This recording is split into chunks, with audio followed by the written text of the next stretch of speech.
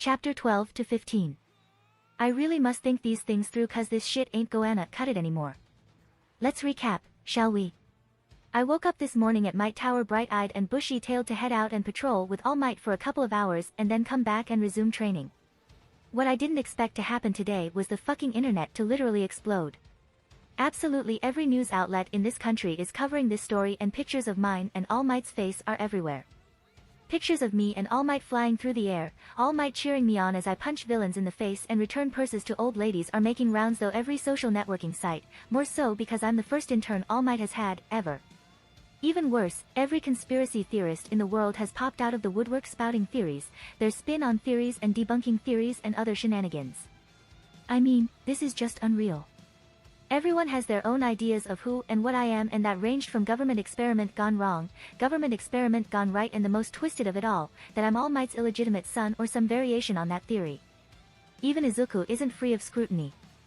Thankfully we already submitted his quirk as hyperpower and said that it was a stockpile of the same energy I used that happened to not show up in childhood and it was now bursting with so much energy that it hurts him to use it. This neatly explained away his previous quirkless status and his sudden gaining of one for all as well as any injuries he may receive when using the power. I just realized something.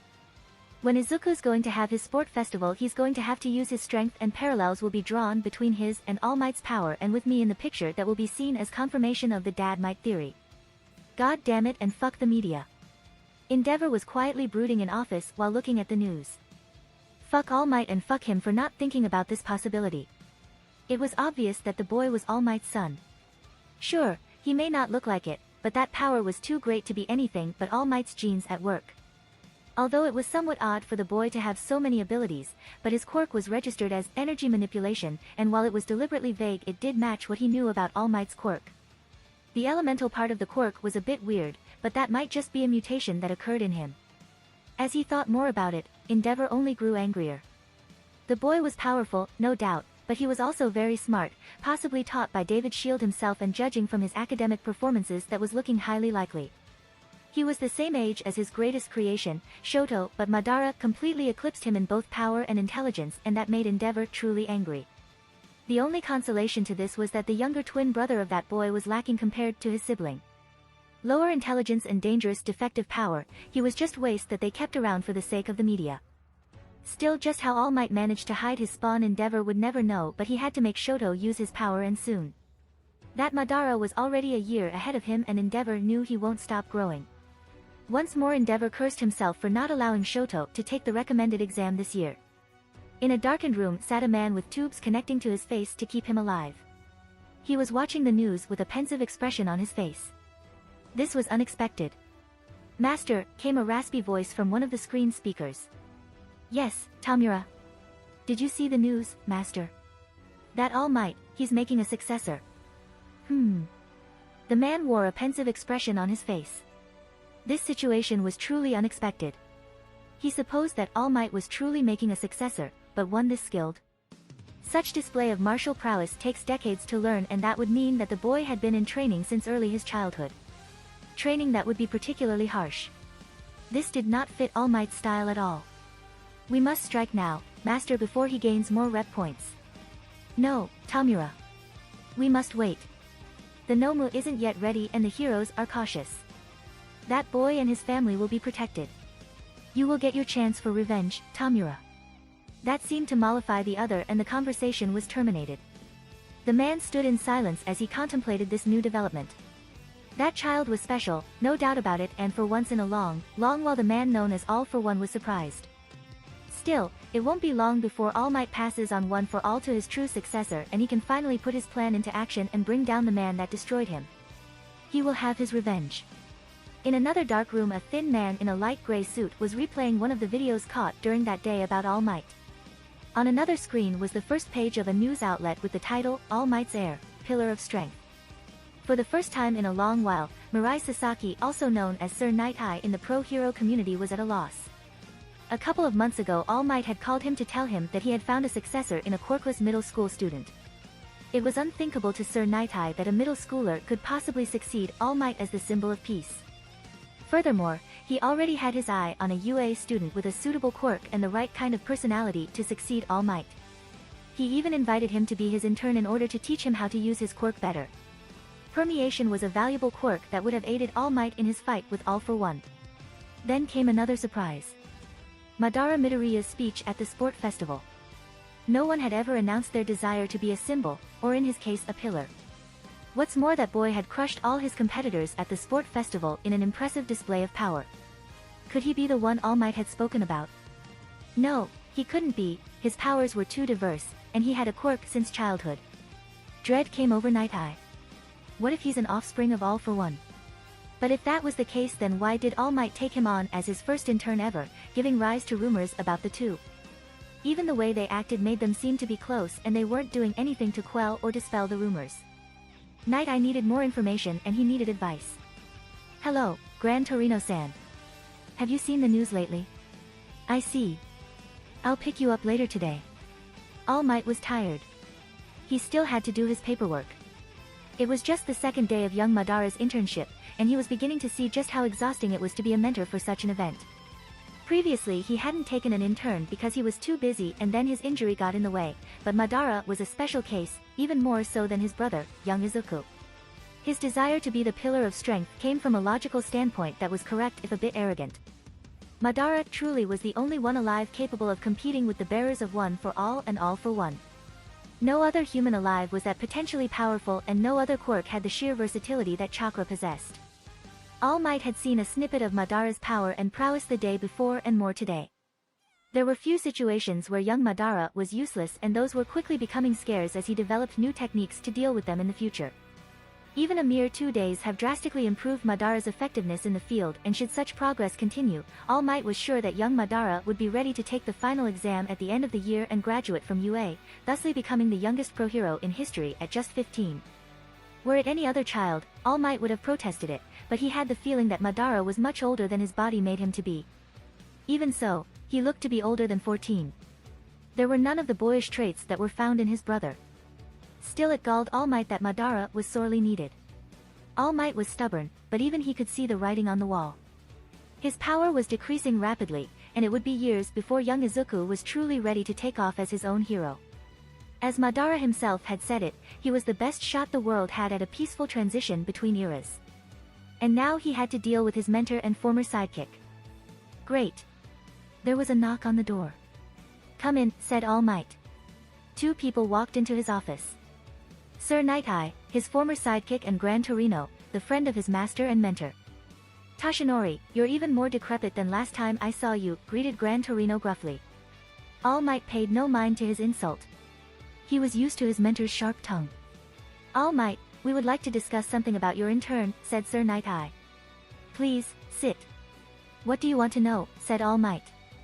Firstly, we would like access to his records. His powers are too diverse to be the product of a single quirk, said Night Eye. All Might narrowed his eyes. So, this is what they were thinking. He somewhat expected it, as he himself had once asked the same question. He isn't that man's spawn, if you were asking. I know because I checked. That seemed to surprise them.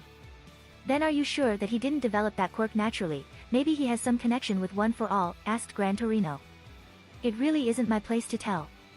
If you meet with him, I'm sure that he could decide if he wants to tell you himself, said All Might. You're putting an awful lot of faith into that child, said Gran Torino. Indeed, All Might, this is careless. He's just a boy. What secret would he have that would require him to not trust adults with it, said Night Eye. The kind that doesn't concern you, Mirai Sasaki, said a voice from the ceiling. All Might along with the other 2 looked up at the intruder into their meeting. Madara was casually standing on the ceiling like it was normal. The bigger question in All Might's mind was how he avoided their senses. After all, they were still pro-heroes. Huh, so you're the kid. You don't look like much, said Gran Torino. I could say the same for you, old man, but we both know that would be false, said Madara as his eyes bled red and his Sharingan activated. Gran Torino grinned at the kid as he held his Sharingan gaze. All Might, for all his power, could never truly resist looking straight into those eyes for long. Those were powerful eyes, and their wielder made careful use of them. Madara Midoriya, we would like to ask you some questions, said Night Eye as he fixed his glasses on his nose. Oh, said Madara, cocking his head to the side, what about then? About your connection with All for One and your quirk that allows you to use such varied abilities, said Night Eye. Madara stayed silent for a moment before he started to fall from the ceiling and flipped around to land on his feet. I have no connection with All for One. In fact, I only learned his name a month ago. And as for my quirk, well, I don't trust you enough to tell you, said Madara. Night Eye looked like he swallowed a particularly sour lemon. Why would you say that, kid? All Might trusted us enough to tell us about One for All, said Gran Torino, being genuinely curious. You were best friends with the previous One for All, and Sir Night Eye has been personally trained and fought by All Might's side for years. I am not All Might, said Madara. And yet you still want to replace him, cut in Night Eye. They fell silent. So, this was what they were getting at. All Might understood. For all his coldness, Night Eye was a fanboy that could rival young Izuku in his fanaticism, and while he had advocated for All Might's retirement in the past, that was more so he could preserve the once great All Might. In a way, Night Eye had taken to the same point of view as the world's civilians when he looked at All Might. Seeing All Might, the symbol of peace, being replaced by anything but a carbon copy was probably galling Night Eye. Still, All Might understood his own folly in creating the symbol of peace. No one could be a god, and, in a way, that is exactly what All Might was in the eyes of the public, even if they did not realize it. Toshinori Yagi was just a man, and he couldn't keep up the image of the invincible symbol of peace anymore. That was why Madara was needed to take away the burden that rested upon All Might's shoulders and be the pillar that supported society. Even so, All Might knew that it was a stopgap measure, and he didn't doubt the fact that Madara knew it too. It was the best they could do until someone came up with a solution to their problem. I wouldn't call it replacing him, after all no man can truly replace All Might, said Madara, giving voice to his thoughts. They were all silent for a moment. You are different than Nana and Toshinori, said Gran Torino. Are you saying that as if it's a bad thing? Madara asked. Gran Torino laughed. Hell, no. I'm curious to see where you go from here. The sound of combat was heard throughout one of the dedicated sparring gyms of UA. Along with that were the cries of a young boy as he was fighting and failing to beat his teacher. Still, the boy did not let up and used what could be considered pure determination to stand up. Aizawa was impressed with Izuku Midoriya. True, he may not have the natural talent and power of his older brother, but he did share in his determination and his nice single-minded pursuit of self-improvement. An admirable trait, really. Okay, that's enough, kid. Take a break and eat something, said Aizawa. Okay, Sensei, said Izuku as he flopped back down on the mat. As Aizawa watched the kid walk away from the training mat, he felt a hint of pride swell within him. That kid was truly something special. He still remembered the day that All Might and Madara came to him with the proposal to train Izuku. At first, he was reluctant to agree. Izuku Midoriya was, in his mind at least, still a young child not yet ready for such intense training. He was just entering puberty, and while he had a good athletic base, hand-to-hand combat abilities and no truly bad habits making it easy to mold him into an excellent hand-to-hand combatant, he was still too young. Then Madara dropped the bomb onto him. He explained the reason why he was helping his brother to go through this hell training and why Madara pushed himself so hard to gain more power. All Might was on his last legs. Due to an injury he had sustained, he was left with a perilous time limit on his power of only 3 hours a day, and that would not last for long. Still, that only explained why Madara was pushing himself so hard. He was for all intents and purposes All Might's heir, and the man had it in him to survive for maybe another year when he would be taking his UA teaching position. After a silent argument between the two, Aizawa was told a secret that many would kill to know. It was not Madara that was to inherit All Might place, but Izuku. The boy that was chosen by All Might himself as the successor to his quirk. And wasn't that a surprise? One for All was a fitting name. The power passed down from generation to generation through 8 users to fight against the ultimate evil, All for One. Izuku Midoriya was selected to be the 9th holder of this power that would grow even stronger with him than it had with All Might. He accepted, of course. That boy needed as much training as he could get, that much was painfully obvious. Izuku was smart, of that Aizawa had no doubt. One does not simply remain stupid when they share most of their genetic makeup with a genius, and even if they weren't twins, it was doubtful that Izuku would have ever remained stupid. Madara would not have allowed it. Still, Izuku had somewhat neglected to train his body, only beginning any sort of real training at age 12 and under the constant cajoling of his brother, not that he blamed the kid too much. Madara was one of a kind. He was one of the few people that were capable of the sheer strength of will required to withstand the kind of self-training that he had put himself through from an age as young as 6. Izuku needed to make his body stronger to house and master the power that All Might possessed and then work on increasing it for his own successor. In Aizawa's eyes, their original plan to clean the beach had some merit, but it was useless for what they truly wanted to accomplish. Oh sure, it would help build muscles, but it also came with risks when lifting heavy objects. Also, that training schedule was focused solely on muscle building and body strengthening with a spattering of spars against Madara for hand-to-hand combat training, something that was woefully insufficient for what they were hoping to accomplish. Aizawa could see it from day one that Izuku would never become as physically strong as All Might. He would be able to punch with the same force, sure, but he was a speed fighter with a body better fitted for a precision martial artist than a brute of a boxer like All Might. Sheer brute force was not something that suited Izuku. It was something that Madara failed to truly see, but Aizawa couldn't blame him for that. Madara may be a highly skilled combatant, but he was still too young and inexperienced to be a teacher and thusly couldn't see that Izuku needed special mobility-enhancing conditioning meant for gymnasts and acrobats, much like his own style. It may even go so far as to require a completely different style of martial arts than what All Might uses. It was still too early to tell. Still, Madara had done more than anyone would ask of him and managed to beat into his brother the basics of Taekwondo, Krav Maga with a spattering of kickboxing and judo techniques to boot. Even as he was now, Aizawa was confident that Izuku could win against any first-year hero student without their quirks and even beat some with quirk usage allowed. It also helped that Izuku seemed to be close enough to his brother in intellect that he managed to devise plans and strategies in seconds. For once in his life, Aizawa was thankful that at least one of his promising students wouldn't end up a muscle-bound automaton media whore. Nobody really appreciated the strategists. This is, of course, excluding the overpowered problem child that was currently beating up villains under the supervision of Gran Torino. I felt drained. The entire internship week had been a public relations nightmare. Sure, I participated in a lot of low-level cases and All Might gave me as much exposure as possible. Heck, even Gran Torino pitched in to help with some drug busts and gang dismantling. Sir Nightai was a work in progress. It really pissed me off when he dismissed my brother as being someone unworthy of One for All, and I took a great deal of pleasure in reminding him that it wasn't his decision to whom One for All goes. He left quickly after that.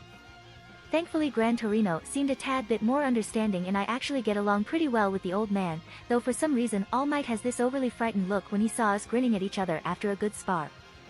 Gran Torino is exactly the kind of teacher I need to further my skill in using chakra.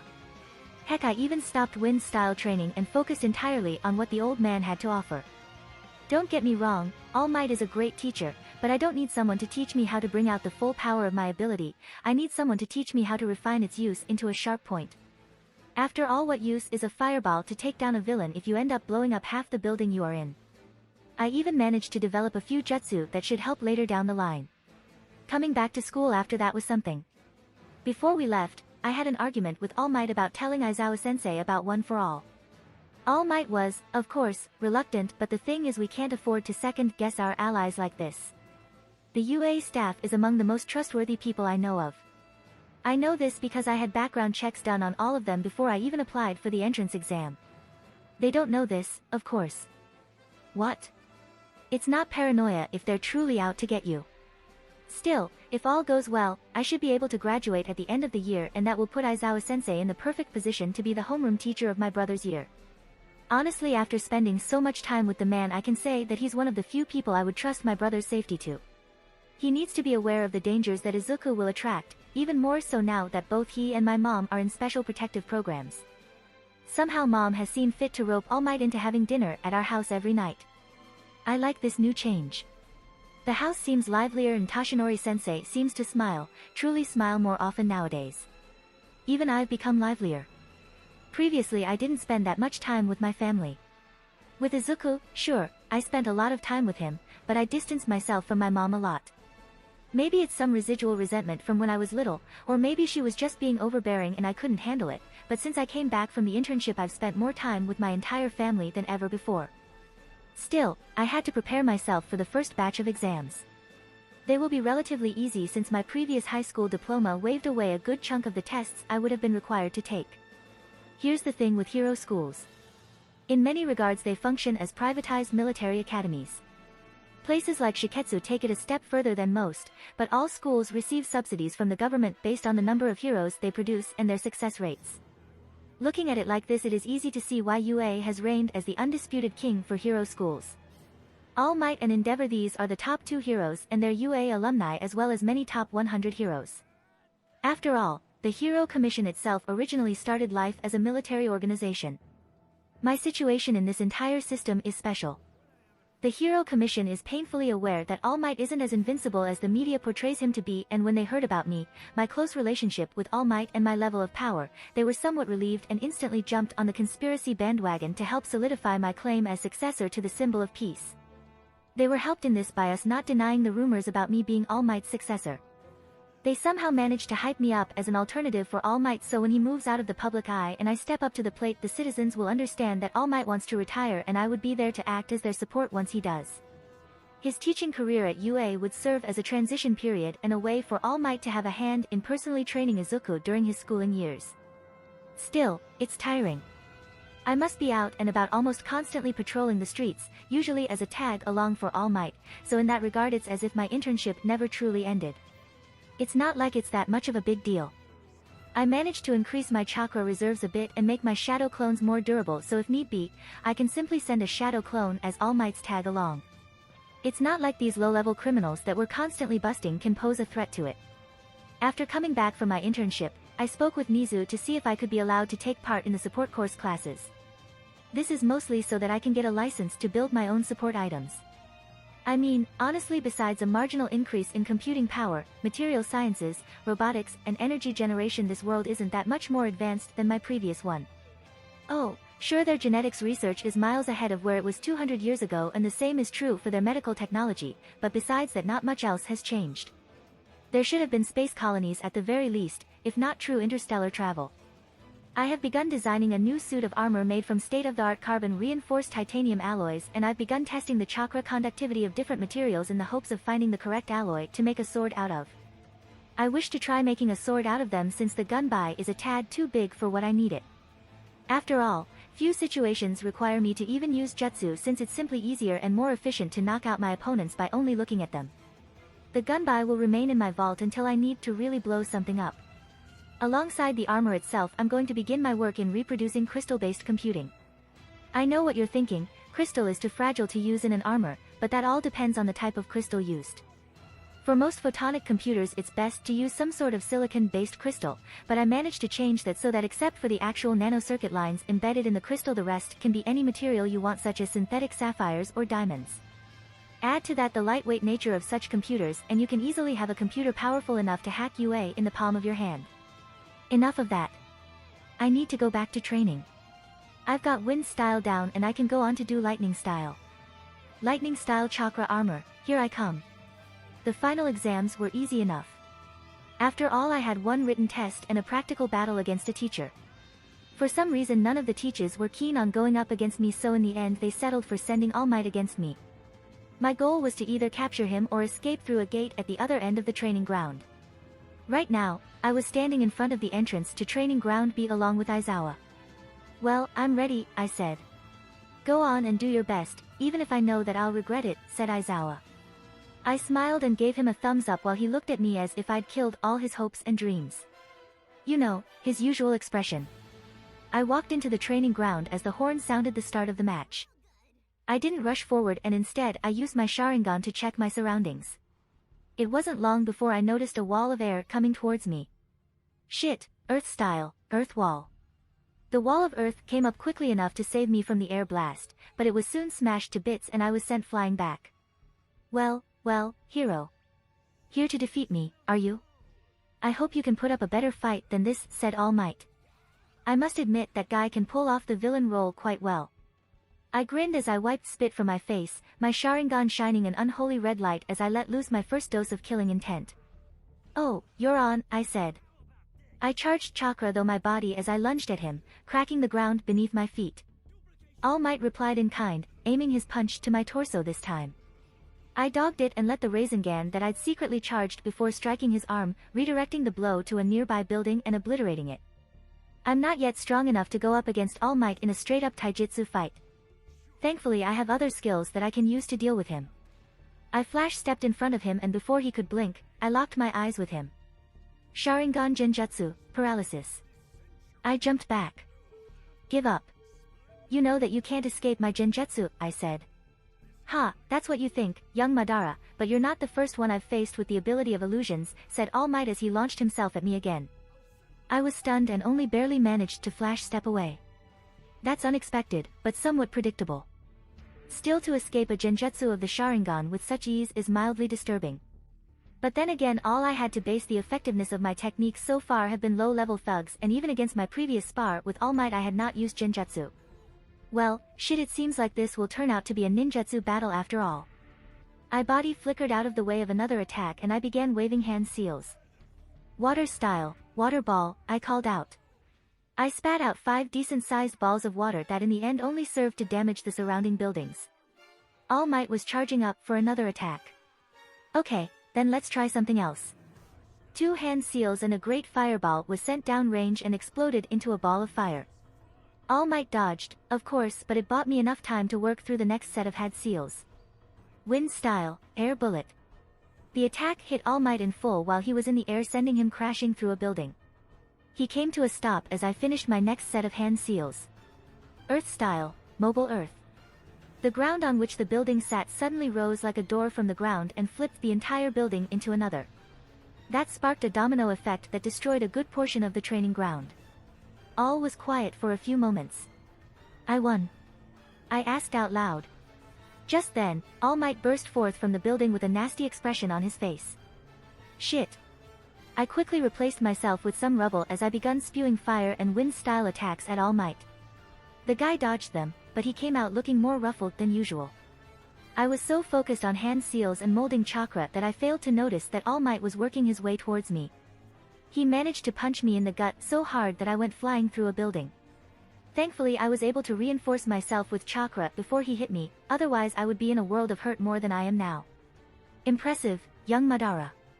You have truly grown since the last time we fought. Unfortunately for you, this is the end, said All Might. Damn it, I can barely move.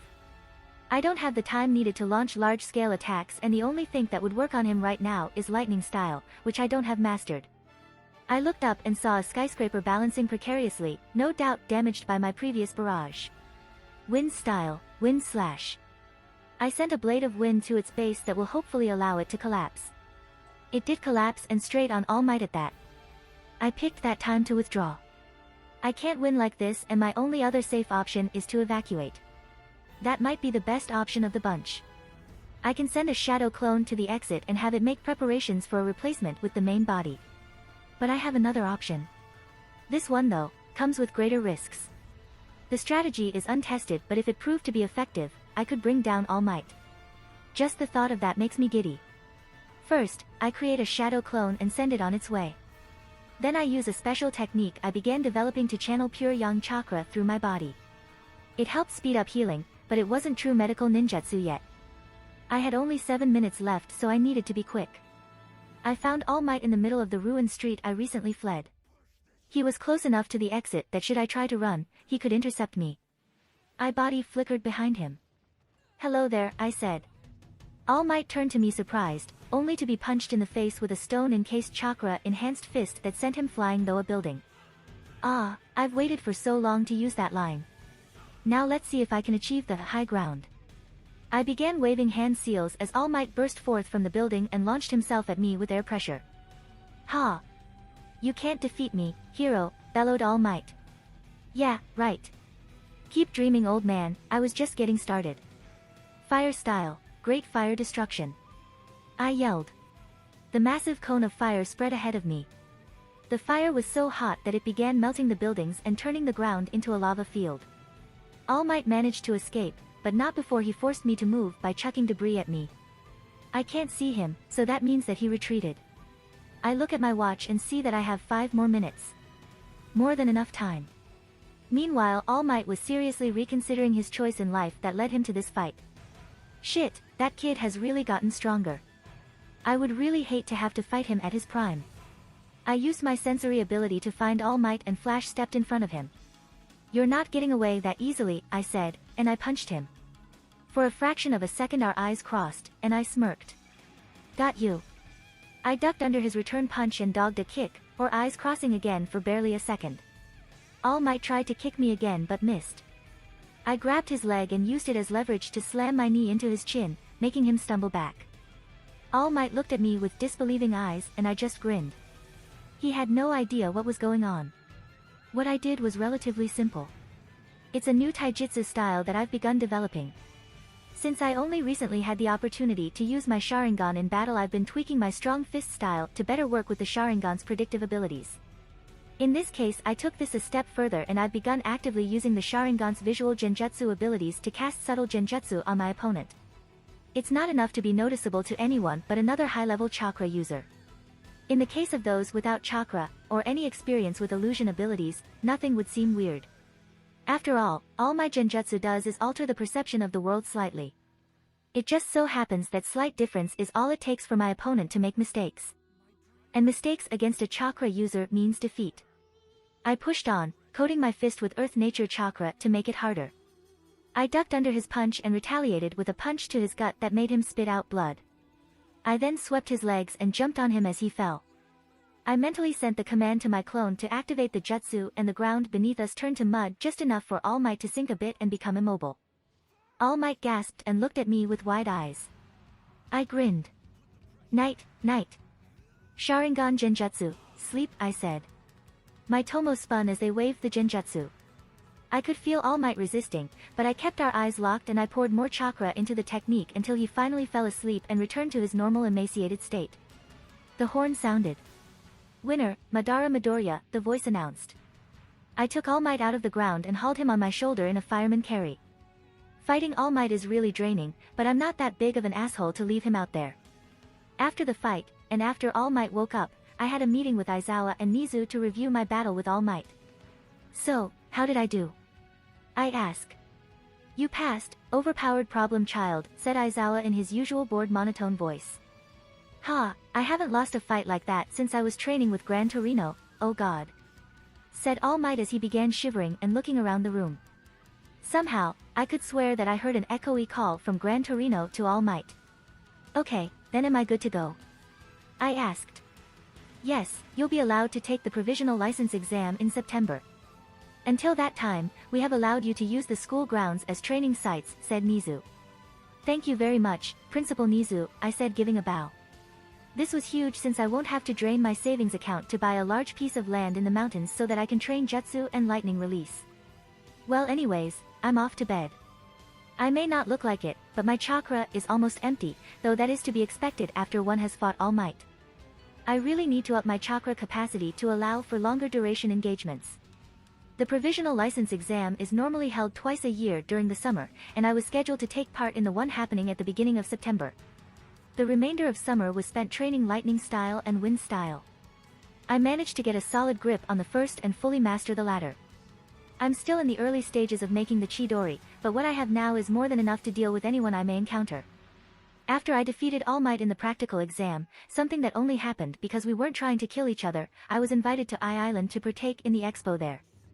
There really isn't much to say about it. The whole time I spent socializing with the other heroes, posing for the media and establishing relations with powerful people.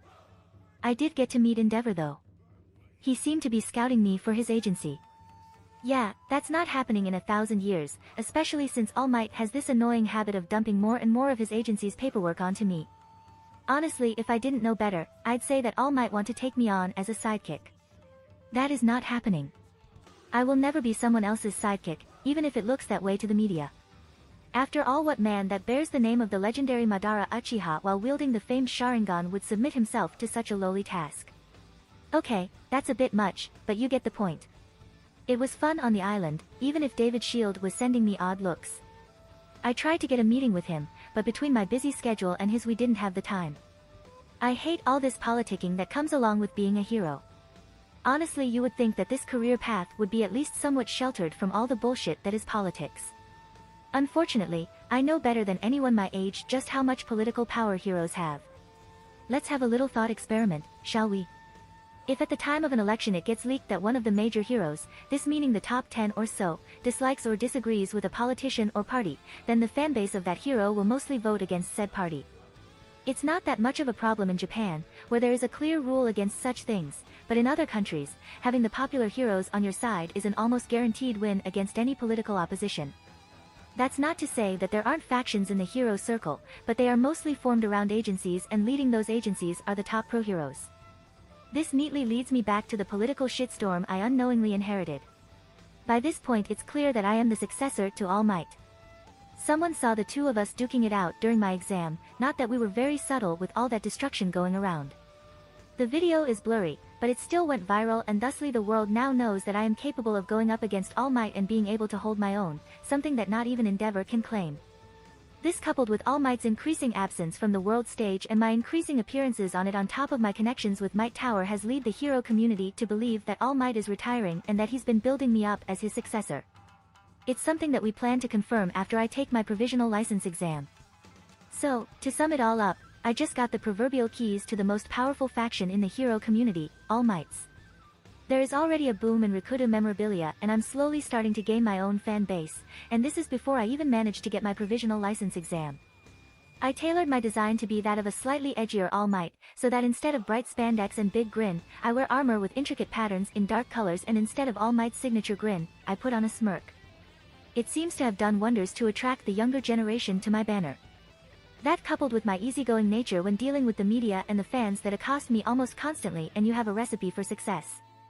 Add to that a good deal of All Might's fan base and All Might himself on top of that, and you have one of the most powerful factions in the hero community, at least PR-wise. Enough of that now. I'm currently standing in front Takoba National Stadium in full battle gear. Usually each school would come with a busload of students to take the exam, but since I'm special, I get to take the exam alone, which is kinda shit. By the looks the other hero students are sending me, I'm getting the feeling that I'll be their first target. Shit. You okay, problem child? Asked Aizawa. Huh. Yeah, I'm okay, why are you asking? I asked. You seem to be thinking quite deeply, and I know you enough to know that means you're worried about something, said Aizawa. Yeah, I am. The looks these other kids are sending me, it has me on edge, I said. As it should, said Aizawa. Huh. There is somewhat of a tradition here. At the beginning of the exam the other schools band together to crush UA. It's called the crushing of UA, and you especially are at a distinct disadvantage, said Aizawa. Because of the sports festival, right? I said. That's partially correct, and because you place yourself in the spotlight as much as you do. The other students are bound to be particularly bitter about that. And on top of that you don't have any allies that you can rely on, said Aizawa. I nodded. This makes sense, I am alone here. There are no allies to watch my back this time around. Not that there ever were. Ever since I was born into this world, I walked this path alone, and the only support I ever had is what I built myself.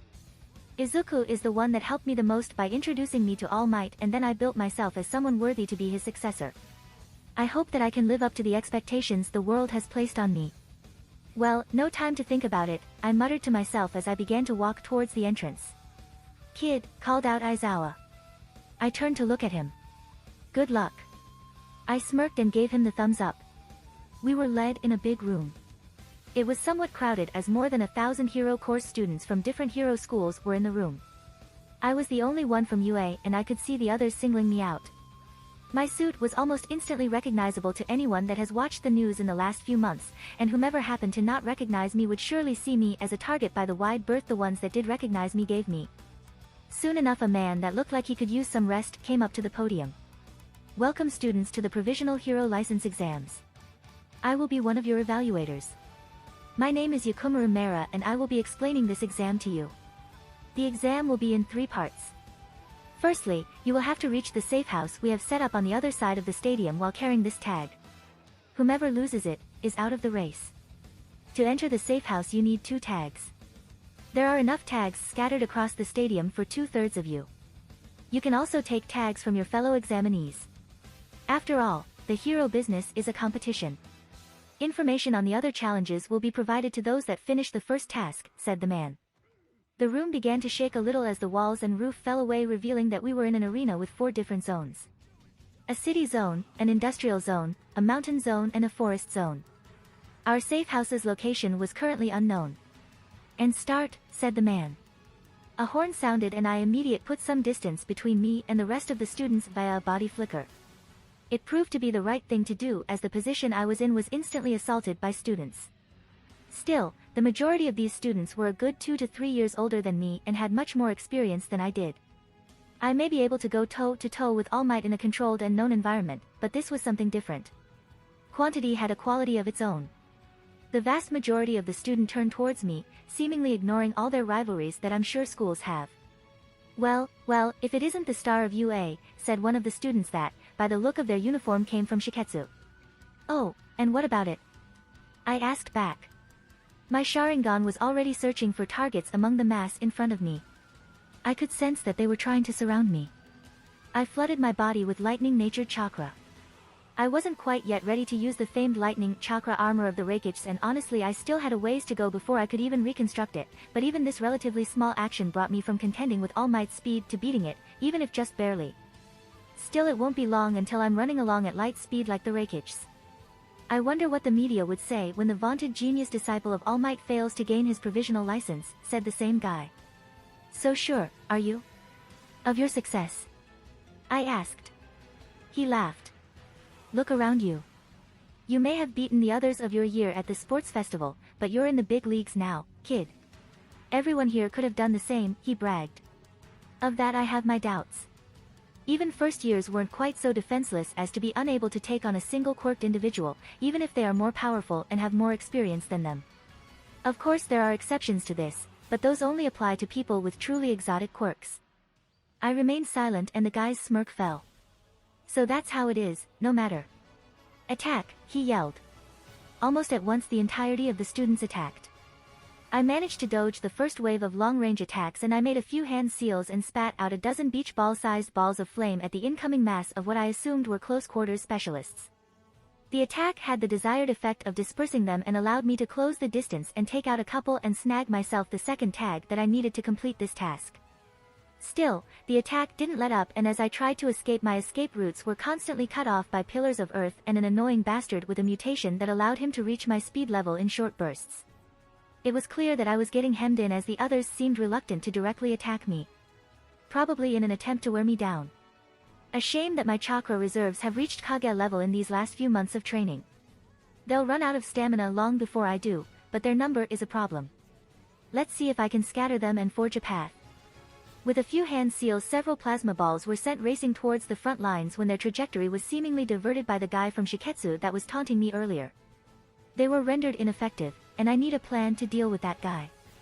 Earth style, bedrock shunt. The ground rumbled as it moved away from me. A lot of the students lost their footing, making them sitting ducks for my next attack. Water style, water dragon bullet. I held the last seal as I needed my chakra to draw water from the nearby lake and form it into its supposed dragon shape. Once it was done, the dragon let out a ferocious roar and then dived for the battlefield, overpowering the other elemental quirk users and cutting a swath of destruction through their ranks and inundating the area. Lighting style, lightning bolt, I yelled. I moved my lightning chakra-coated palms and let loose 2 streams of electricity from them and directed it to strike the area previously hit by the water dragon. The result was the instant paralysis of some couple hundred students. These people can take the punishment, so I don't have to hold back as much.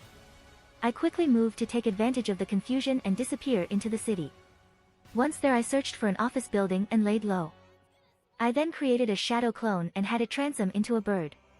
Apparently shadow clones can fully transform since they are only a bubble of chakra held together by their creator's will. All in all, it made for an excellent scout when in trouble, and best of all, pigeons were quite common in cities, so nobody will give it a second glance. And now for the tricky bit. I powered up my computer and the holographic screen popped up in front of me on my arm. On it was displayed a map of the terrain that I managed to snag via hacking a military satellite. What? Did you expect me to go this blind? Honestly, if you ever fight fair, then you're doing something wrong. On the map were a few moving dots that indicated the people I've tagged while we were moving to enter the testing area. My head snapped up. The shadow clone sent me a packet of memories that showed a pretty consistent group heading for my location and not fighting amongst themselves. What's more, they seemed organized. I don't know enough about the other schools to recognize their uniform, but they were clearly led by someone well versed in strategy. I was obvious from their formation that they were wary of an attack, but they seemed to be headed straight for my building. I frowned. With a simple body flicker, I was on the roof of the building next to the one I was previously occupying. My sharp Sharingan saw one of the guys that looked like a wolf turn his head to my new location. So that's how they were tracking me. Earth style, Earth Destroyer. I slapped my hands down on the building and manipulated my chakra in such a way that it will cause the collapse of the surrounding structures, thus trapping the poor sods in, and with all that dust in the air, Wolf Boy won't be able to smell me. Time to go anyways, my shadow clone has located the safe house. I flooded my body with chakra and vanished in a body flicker only to reappear in front of what was supposedly a bunker. I inserted the 2 tags into their required slots and stepped in. There were a few students inside. All commotion stopped when I walked in. I never think that I'll get used to being gawked at. It was 2 hours later that the same guy from the beginning of the exam appeared at the podium that was placed in the room. Now that you're all here, I'll tell you about the second stage of the exam. In this part you will have to rescue some hostages from a team of villains. The hostages are actors from the Help Us company, and they, along with the substitute villains that belong to several hero agencies, will evaluate your actions and score you based on your effectiveness and minimalization of collateral damage. The final test is a surprise that will be sprung on you during the exam. Your task for now is to bring the hostages safely to the designated area, said Mara. I see, so this is a rescue operation with an unknown element to it. Possibly to test our adaptability and reactions to an unknown threat while on a rescue mission. The hostage situation is probably so that they can see that we're not the rash types, since any wrong moves can spell disaster for the hostages. I should probably make a team, but I don't really know how to go about approaching anyone about this. I was socially awkward in my previous life, and while putting up a fake front for the media and fans is something I rehearsed, making friends is not something that I can do easily. No, it's probably for the best to go at this alone, anyone else might slow me down. I body flickered out of the room and back on a tall building. Using my sensing skill, I pinpointed an area of high target concentration and went for it. Returning to normal speed, I allowed my Sharingan to fully drink in the sight before me and break it down. The hostages were held up in an office building, at around the middle. From what I could sense, there were 3 of them and 4 bad guys. Easy enough to handle. There were 2 bad guys next to the hostages, and the others were patrolling near the stairways and entry points to the floor. I jumped onto the glass and stuck to it via chakra. Using precise wind-style chakra, I cut a hole in the glass and I went inside. From there on it was easy going. I have a good deal more mobility and stealth than any of these people, so it was easy to take down the 2 on patrol. After that it was a straight shot to the room where the hostages were held. The hostages appeared to be a couple with a child. I breached the door with a flash step. The villains didn't even have time to react as I crashed into them and knocked them unconscious. I turned to the family and smiled. It's okay, you're safe now. Are any of you injured? I asked.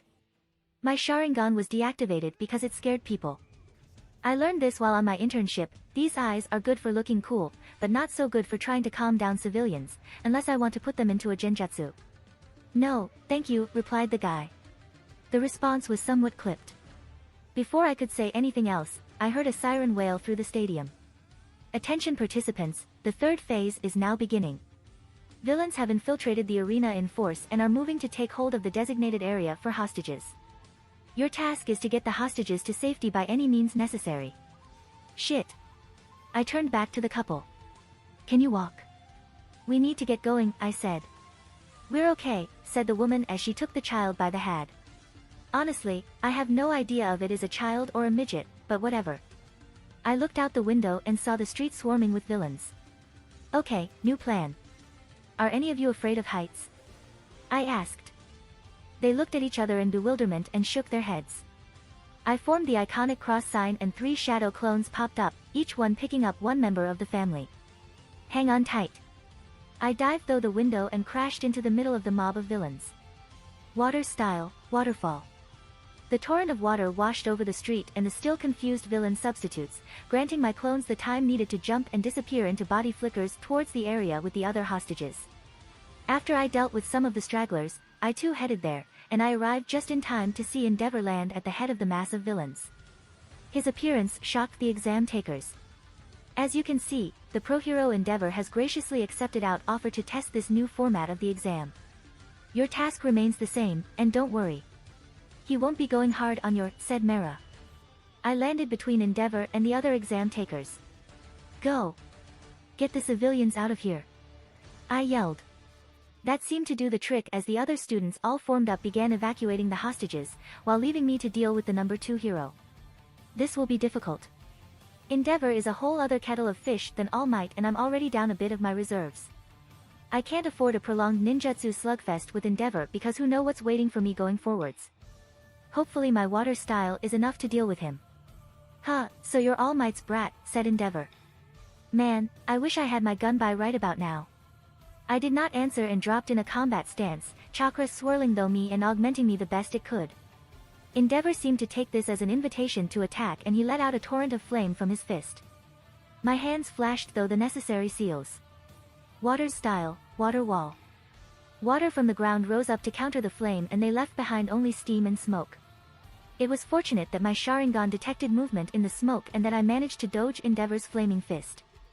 I jumped back. I'm not making this a close-range fight unless I have to. Earth style, earth wall. I slammed my hands on the ground, and behind me a tall wall of earth emerged from the ground, blocking access for the rest of the villains to the other students and civilians that were escaping. Endeavor looked surprised at my action. So, you are willing to sacrifice your life for the others, he rumbled, somewhat unsurprised. I wouldn't call it sacrifice. After all, I have no intention of losing, I said. He huffed and I ran through a handful of hand seals, bringing the final one to my mouth and inhaling a lot of air. Fire style, majestic flame destroyer, I roared. Fire bloomed from my mouth and spread in a blanket across half of the stadium. The fire was so hot that it melted the ground and buildings that stood in its way. Endeavor tried to counter it but was blown out by the sheer force of the jutsu. The rest of the villains were somewhat protected by their suits, and because most were fire users themselves, they had some immunity to the flame, but they too had to scamper off lest they be turned into charred meat. Still, there were casualties. Fortunately, no one died, but quite a lot of people got burned. I kept my technique up for a bit, and when I stopped, the area in front of me was turned to a lava-filled trench and half of the industrial zone was molten and deformed and some trees were still on fire. Just my luck that the announcer ended the exam then and there. Judging by the looks of shock on the examiners' faces, I can quite confidently say that I may have overdone it. Still, the socked angry constipated expression on Endeavor's face as he saw the aftermath of my jutsu was worth it. Winter came relatively quick. My days were spent in the usual routine of getting up and going to work, then training, and finally going back to sleep. One interesting event that occurred was a court case against the Hero Commission by a child's rights group for violating underage employment restrictions. Apparently, these people thought that I was being unjustly pressed into becoming All Might's heir. They would not be entirely wrong, but this path in life was my own choice and they have no right to object to anything I do. It was a tiresome debacle in which I had to attend a court hearing and roast those ignorant fools for causing me problems. I somewhat feel bad for them. After all, they don't know that I've had over 40 years of life experience, and it's annoying as fuck to be treated like an ignorant child, even if I am biologically only 14. After it was announced that UA was considering allowing me to graduate after only a year of schooling, there was considerable backlash from both the hero community and the civilian population against letting me out of school early. In the end, I managed to arrange a televised discussion with some important representative figures of these groups. I asked one simple question. What would you do if All Might dies tomorrow? This was a reality none in this world were truly ready to accept, and this question was somewhat of a taboo. The answer was nothing. There was nothing that could be done if All Might was to die the next day. There was no pro-hero with enough strength, charisma, and popularity to take All Might's place as the new symbol of peace. Endeavor was a great hero and combatant, his track record attests to that, but he was a poor leader outside of combat. He lacked All Might's natural charisma and easygoing nature, and his entire persona seemed to be built around extreme competence. Useful in the field, but less useful against the media and popular appeal. The reverse could be said about Best Jeanist, the number 4 hero. His popularity was second only to All Might, but he lacked the combative prowess and will necessary to climb any higher in the rankings. The number 3, Hawks, was a blend of qualities that made him loved by the people and extremely competent. The only problem was that his quirk was not all that powerful, and his entire attitude flew in the face of what many consider to be the proper way a hero should act. Suffice it to say that he could not work up the same appeal that All Might had. I presented this analysis, albeit a slightly tweaked version as to sound easier on the ears of the viewers, on that show, and asked them if they had anything else to add. There was none. I went further on to say that I was there just in case the worst happened, and that if All Might did die, the world would not fall into chaos as every lowlife comes out of the woodwork in the absence of the symbol of peace. They could do nothing but grit their teeth and bow their heads in acceptance of my words. Still, the division was still there, and for some more extremist groups, i.e. villains, my ascensions into the ranks of pro-heroes would only serve to be yet another point of contention against society. It is a necessary evil, this media. I don't approve of how marketable heroes have become, and if the rumors going around lately are true, then neither does another person. Stain. He is an intriguing character if only because he is willing to go to such extremes to restore the traditional values of heroes into today's society. It is an admirable goal, even if it is doomed to fall flat. This society has turned the word hero into a mockery of its former self, that much I agree, especially since I originally come from a world where hero still retains its original meaning. However, I do not believe that cold-blooded murder is the answer. If that were the case, the entire world would be ruled by all for one or some other warlord. All that Stain is managing to do is rile up a few of the more idealistic villains and vigilantes and create more chaos in the world. In a way, it is this society's own fault for creating this sort of ideologically twisted person. They did that when they linked the word hero to a profession. In a way, everyone wants to be the hero of their own stories, even if only a few manage to be recognized as such. The prestige that comes with being attributed the title hero is far too great to be passed up. If you want an example of this, look no further than Katsuki. Everything he does is in the name of recognition by his peers as being the best. It is this desire that fuels his goal to become the #1 hero. The money is a welcome bonus, but he is after the recognition he will get for being the best. To him, saving people is always the secondary objective, right behind beating the villain. Unfortunately, this exact mentality is what poisons the word hero these days. There are those that go against this pattern, but, except for All Might and maybe Hawks, the rest are too low rank to be known by the general public, or they don't get the media exposure that pure combat-oriented heroes do. No dedicated rescue hero has ever breached the top 10, and it is likely that none ever will. These past few months have yielded some positive results, though. I managed to fly, Superman style. It's a relatively easy task actually. All I had to do is condense chakra on my body to form a cloak of sorts. After playing around with the proprieties of chakra, I stumbled upon a most unusual application. Chakra is capable of manipulating gravitons, the subatomic particle whose existence I solved in my previous life. Gravitons are the subatomic particles responsible for carrying the fundamental force of gravity. This is a huge discovery, and it makes me wonder. I know that one of the 6 paths of the Rinnegan, the Deva path, can wield attractive and repulsive forces which would indicate some sort of interaction between chakra and the fundamental force of gravity. Originally, I thought that this was a Rinnegan-only power, but some experimenting later, I was proven wrong. I am still unsure about the mechanism with which chakra interacts with gravitons, but I have managed to harness this phenomenon and use it to power my flight. After lowering my mass with Earth style, of course.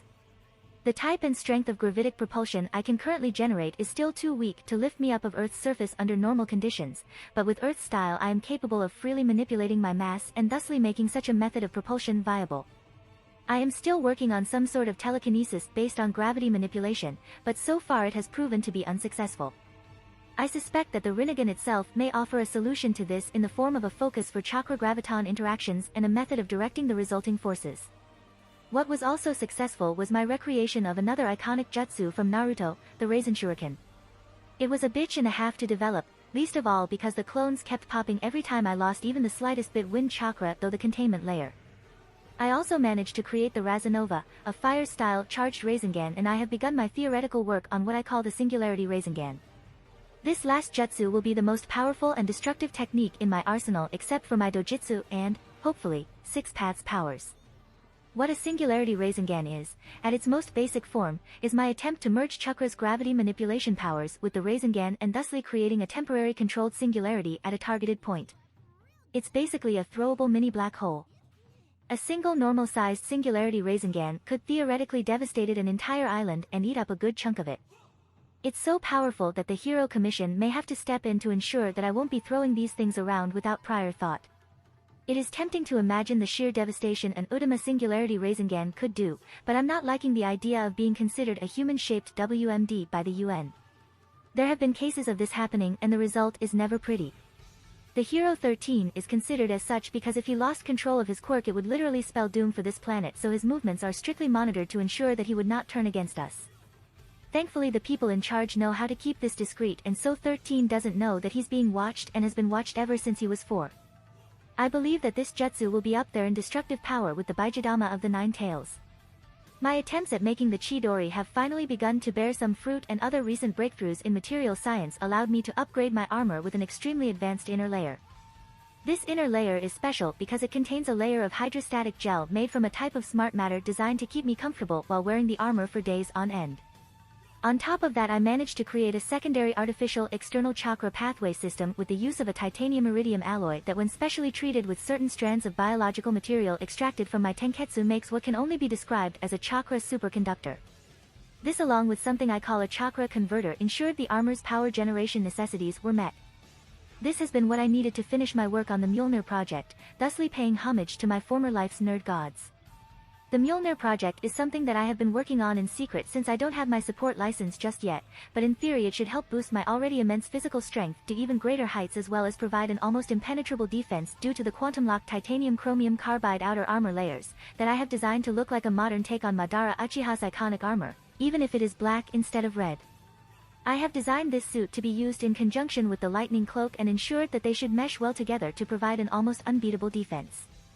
The lightning cloak is still a work in progress, but I have faith that after I complete it, I should be able to utilize its principles to add another layer of protection to my armor in the form of an energy shield, and then utilize this experimental shielding system as a basis for new defensive technologies for use by the general public. Another thing I'm happy about is that Izuku is getting one for all sooner than expected. It's less than 2 weeks until Christmas, and I have the idea that All Might might just give it to him on Christmas Eve as a present. Well, I guess I should give Izuku the keys to the Mjolnir project and let him tinker with his own set of armor while I focus on creating man-portable and usable energy weapons. What? Did you expect me to fight with only my fists and chakra? If at all possible, I'd like to not use my full powers, just so that I can show the world that even a quirkless person can make a difference, and to display what power the future of technology holds for humanity, and also to flex on all these primitive peasants that think that their biological powers give them all the edge they need. Also, I'm a paranoid SOB that likes to stack the odds in his favor as much as possible, and my abilities are destructive as shit, something that I don't think that I'll ever be able to fix. This makes the development of weapons capable of long-range stunning and fire support an utmost priority. It's unlikely I could ever power them with conventional power sources, so my chakra will have to be enough. Still, it would give me a huge advantage in any fight to have such weapons. An interesting fact to note is that most top 10 heroes don't actually use support equipment other than their suits, radios, a few non-lethal weapons, and, in the case of Endeavor, a cooling unit. My Mjolnir is made with the goal in mid to render such reliance on mere biological ability obsolete, although this thinking may also be due to the resentment I feel against the world for stifling Izuku's growth simply because of a biological fluke. While we're on the subject of quirkless people, I found something interesting. The standard IQ level has not grown all that much in the last 200 years, which is surprising considering the boom it underwent just before quirks appeared. So where did all those smarts go? You guessed it, in the quirkless people. I mean seriously, Izuku's got an IQ of over 200 and I'm breaching the 250 mark. Almost 25% of the scientists of Island are quirkless people that have made up bogus quirks just so that they don't suffer from the stigma associated with the quirkless. Honestly, humanity could have been spread out across the solar system if not for quirks. Enough of that, I can lament the existence of quirks later. Now I have to get ready for my final exams. They have been pushed forward a bit, but it's not like there's anyone else there to take them with me. After this I'll unofficially become a pro hero, something that will be made official after UA's end-of-year ceremony. You know, one thing that I should investigate is the difference between quirkless and quirked people. I have a feeling that humanity is at a precipice between two evolutionary pathways. A month later. I was wrong when I thought that All Might will give Izuku his quirk by Christmas. Still, it's no problem since I get to witness the transference taking place. We're currently in my main laboratory that is hidden deep underground and away from the city. This is the place I conduct all my projects and research. You may wonder how I managed to get this done, and the answer is simple: chakra. Seriously, it took a couple of jutsu and I had a perfectly excavated cavity in the side of a mountain. All the equipment was bought through third-party dealers that have been conveniently brainwashed with my Sharingan, and whatever money I needed was laundered from the accounts of the remaining Yakuza that still somehow cling to life via the drug trade and other such villain organizations. What? Did you expect me to use my own money when I can easily get a hold of the nigh unlimited funds that belong to various criminal organizations?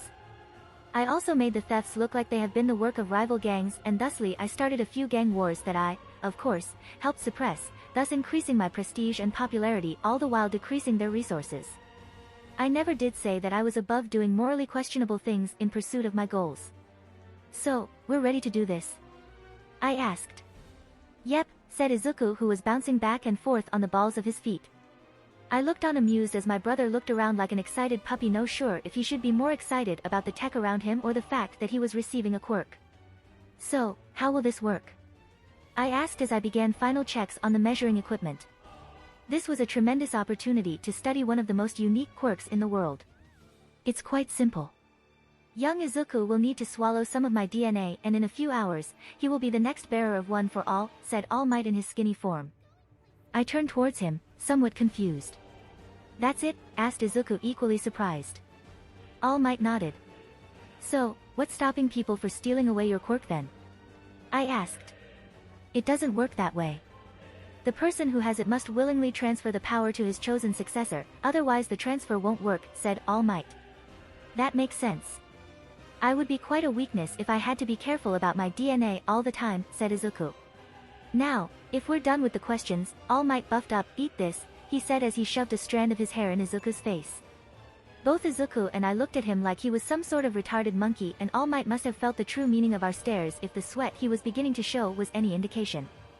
Carefully, Izuku took the strand of hair and turned it around a bit, as if asking himself how to do this. Wouldn't this have been easier using blood? I couldn't help but ask. Izuku and All Might turned white. Madara. What's wrong with you? Asked Izuku, scandalized. What? It's an honest question, I said in an innocent voice. Izuku gave me a stare that eerily reminded me of Aizawa sensei's when I said something stupid.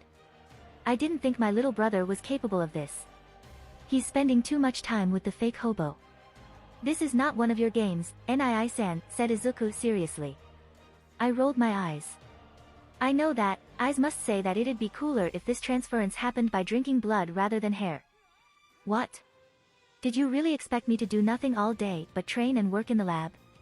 There's something called overdoing it, and while I may toe the line, I make it a point to never jump over it. After all, making mistakes is counterproductive. And besides, I've been a nerd all my 2 lives. Just because I happen to beat up criminals on a regular basis doesn't diminish the fact that I religiously follow the latest in gaming and that I play the sort of games that someone with no life would play. You might wonder how I have the time for all of this, and the answer to that is shadow clones. And yes, I am perfectly aware that it's an unnecessary and irresponsible use of resources. Izuku looked at the strand of hair contemplatively, before shrugging and shoving it in his mouth, only to gag a few moments later. Thankfully I was nearby with a bottle of water which Izuku gladly drank. I stepped back and poured all the chakra I could in my Sharingan and really focused on Izuku. As soon as he had swallowed the hair, Izuku's 8 gates began to shine with an ever-increasing brightness. As the hour passed, that brightness seemed to spread across his entire body. With my Sharingan I could see the brighter parts that defined where the chakra pathways were in the body. Incredible, I breathed. What is it, young Madara? Asked All Might curiously. Izuku was the same, even if he was beginning to feel a bit uncomfortable. Understandable, seeing how I've been staring a hole in him for the past hour. One for All, you said that it's power stockpiled and passed down through generations, right? I asked. That's correct, said All Might. Did you ever find out what type of power? I asked. All Might blinked. No, I've always assumed that it's pure physical power.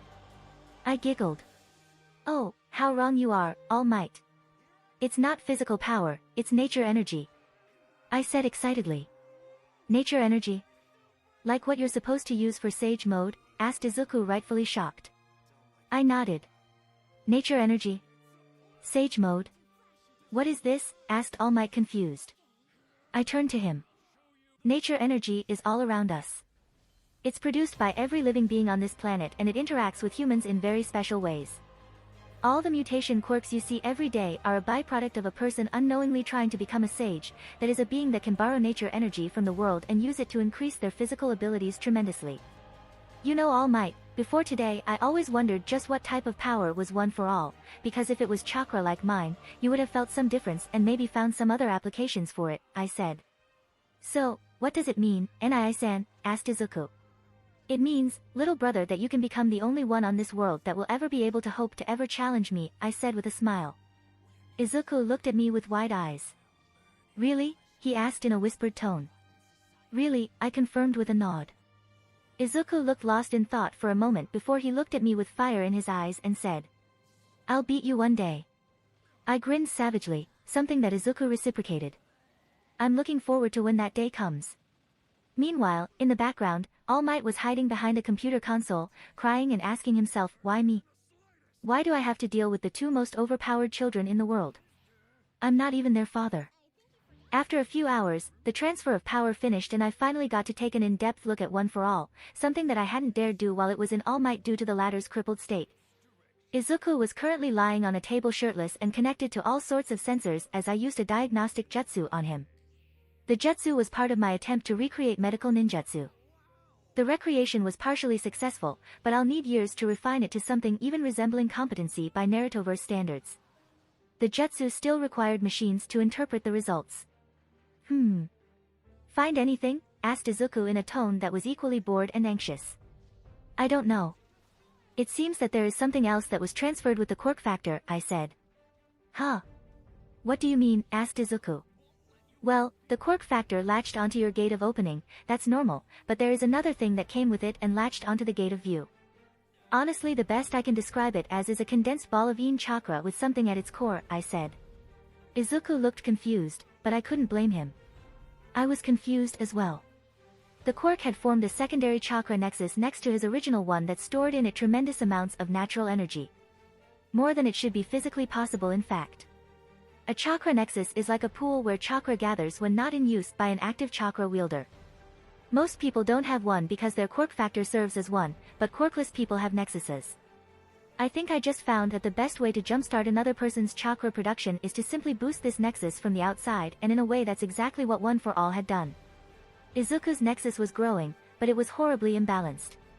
Never minded that, you need to start meditating and small-scale chakra building exercises, I said. Izuku looked surprised. He had attempted these exercises before when we attempted to undock his chakra the natural way. Why? I can't use chakra like you do.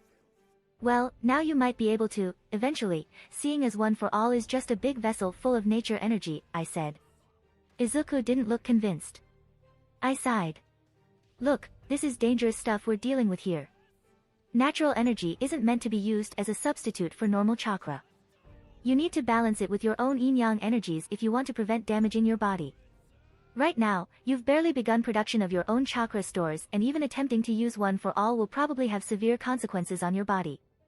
If you try to use it now, you could risk ripping your chakra pathways to shreds since they're literally not ready to use this kind of power, and thus crippling your ability to use chakra in the future. Be thankful that One for All's quirk factor does all the heavy lifting in the balancing department. Now all you need to do is give it the materials it needs to work with. So, what should I do? Asked Izuku. I looked at him.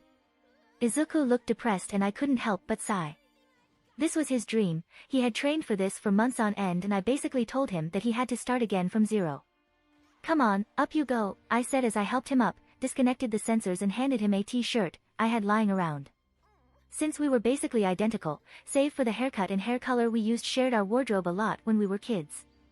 Thankfully we haven't diverged much in body structure, especially since Izuku's been a bit slow on the muscle building side of things. When we were young it was a convenient way to save money since we weren't born into a rich house. Sure, we had enough for anything we may want or need, but even so, most of the money was spent on my training. I placed my hands on his shoulder and looked into his eyes. We'll get through this, Izuku, don't be discouraged. I've already done all the leg work, all you have to do is follow my lead and you'll be able to use some of your power in no time, okay? Izuku gave me the little smile that told me that I've gotten my point across. Okay. Good, now let's go and celebrate.